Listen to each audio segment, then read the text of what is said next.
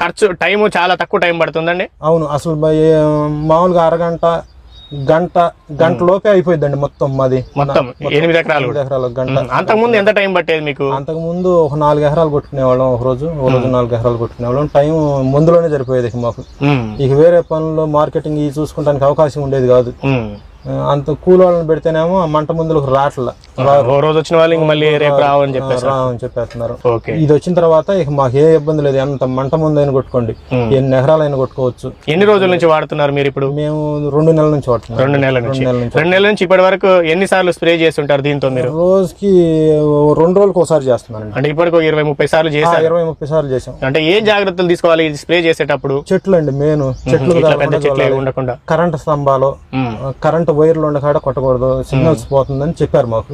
అయితే మాకు ఆ ప్రాబ్లం ఏమి మీకు లైన్లు అయితే ఏమీ లేవు, చెట్లు కూడా ఏమీ లేవు.